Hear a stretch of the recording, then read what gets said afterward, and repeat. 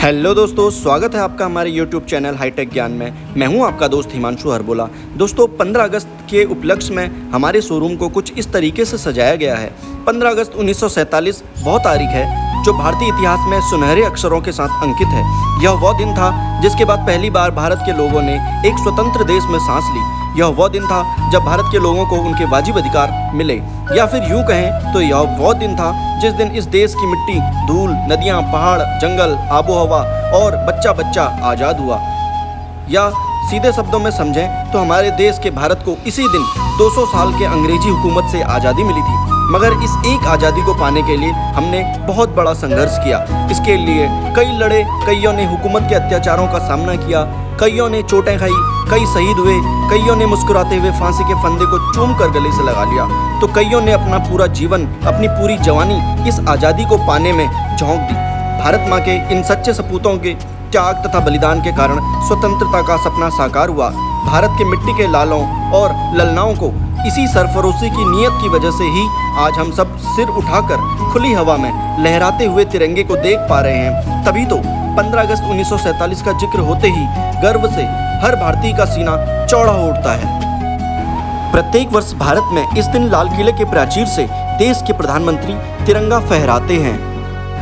इस वर्ष यानी 15 अगस्त 2023 को प्रधानमंत्री श्री नरेंद्र मोदी जी ने लाल किले पर तिरंगा फहराया और देशवासियों ने अपनी आज़ादी की 76वीं वर्षगांठ मनाई। साल 1947 में भी जब 15 अगस्त को हमारा देश आज़ाद हुआ था, तब भारत के पहले प्रधानमंत्री श्री जवाहरलाल नेहरू जी ने लाल किले पर तिरंगा फहराया था और तब से ही यह परंपरा आज तक चलती आ रही है।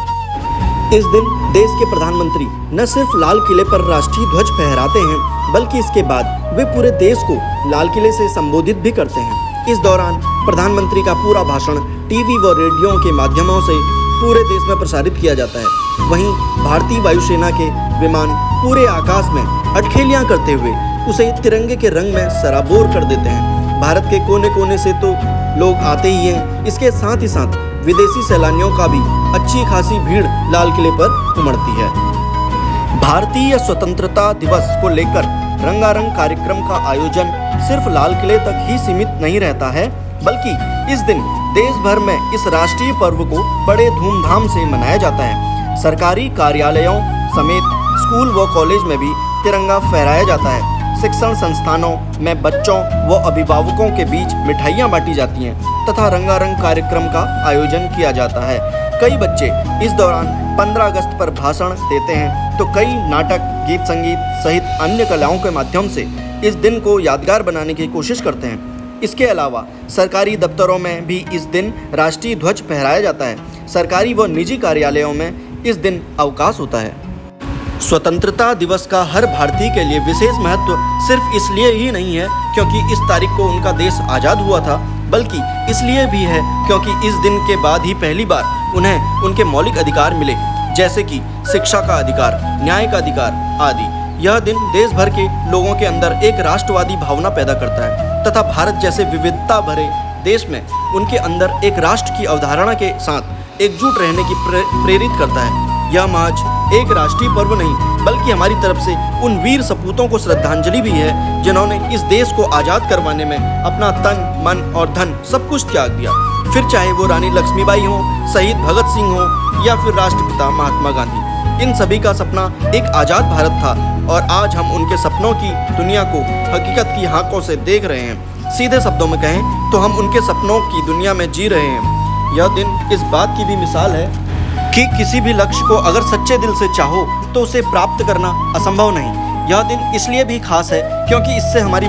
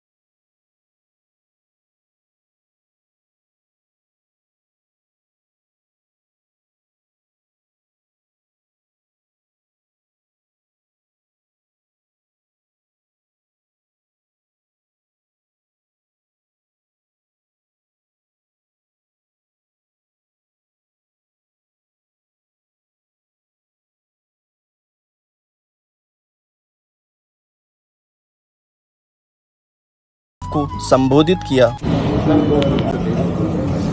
शिक्षा नहीं देता, शिक्षा देने वाले ना एक ही है, वो है हमारे माँ बाप। तो हम उनको भूल जाते हैं अपनी दौड़भाग की ज़िंदगी में। हम अपने माँ बाप का जो हमारी ज़िंदगी में योगदान है हम उसको भूल जाते हैं। कृपया करके थोड़ा समय उनके लिए निकालिए, अगर वो आपके साथ हैं, और अगर वो आपके साथ नहीं भी हैं तो भी वो अप्रत्यक्ष रूप से आपके साथ हैं। मनन करिए, बैठिए, चिंतन करिए उनका। आज आप जो कुछ है वो उनकी वजह से है।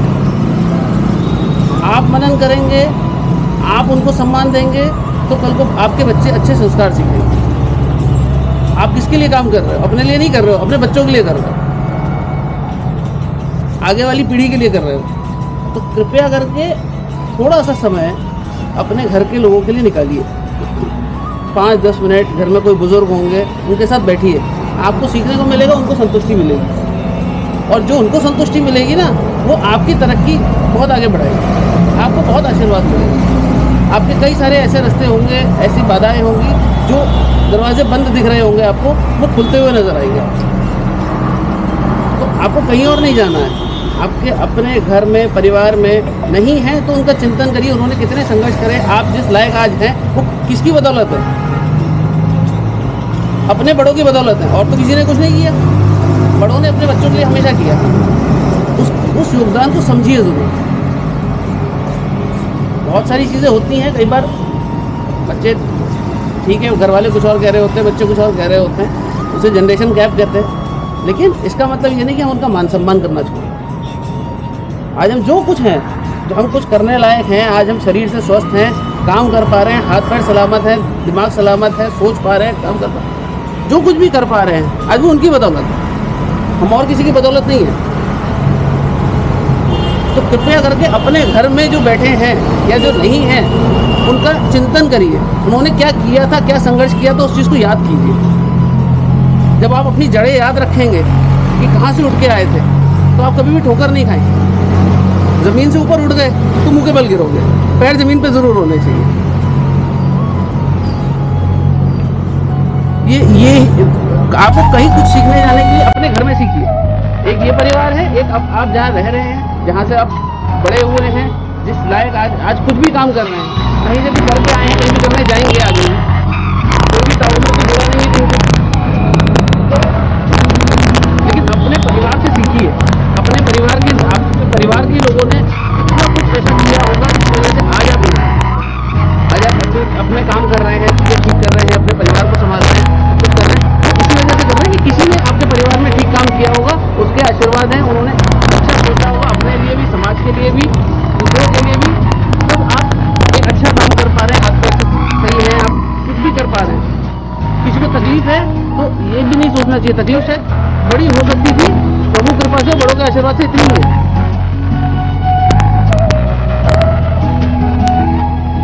तो कृपया करके अपने घर के बड़ों का सम्मान जरूर करें, उनके साथ थोड़ा सा समय बिताएं। वो जो आपको सिखा सकते हैं वो कोई और नहीं सिखा सकता, कोई नहीं सिखा सकता।